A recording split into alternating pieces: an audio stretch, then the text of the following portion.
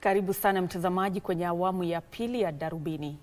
Rais William Ruto amewasuta viongozi wa upinzani akisema hawana ajenda wala mpango wa maendeleo kwa taifa hili licha ya kutaka kuwania madaraka katika uchaguzi mkuu wa mwaka 2027. Rais ambaye alikuwa katika kaunti ya Turkana alizindua miradi kadhaa ya maendeleo na pia alihudhuria toleo la 9 la tamasha ya utalii na utamaduni ya Turkana. Baada ya miezi 8, Rais William Ruto siku ya Jumanne alirejea katika kaunti ya Turkana kwa ziara ya kikazi.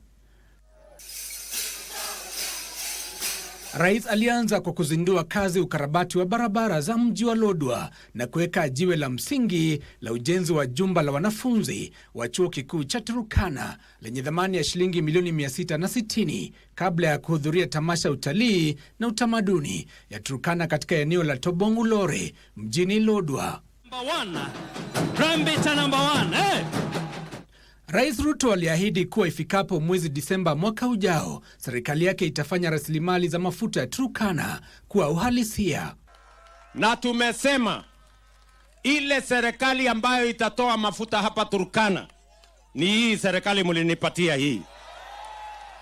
Na nimewaambia wale watu wanahusika na hiyo maneno ya kwamba tunataka kufika December 2026, December next year, malori ianze kutoka hapa kubeba mafuta kwa sababu tunataka kuweka rasilimali ya Turkana County.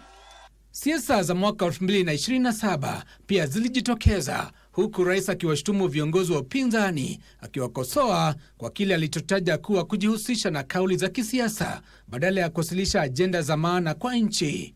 Kabla hamujajaribu kushindana na mimi, tafuteni sera, tafuteni mpango, tafuteni maono, tafuteni plan ndio mkuje tushindane. Kwa sasa wale majamaa watakuja Lodwar.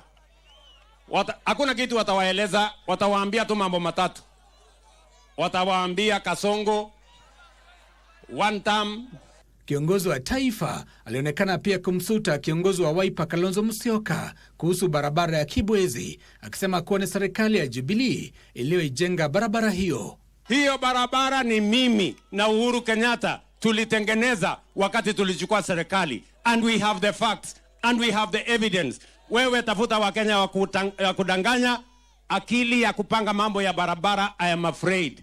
Haya yanajiri baada ya Kalonzo kudai kuwa yeye ndiye aliyehusika na ujenzi wa barabara hiyo wakati wa utawala wa Rais Mwai Kibaki.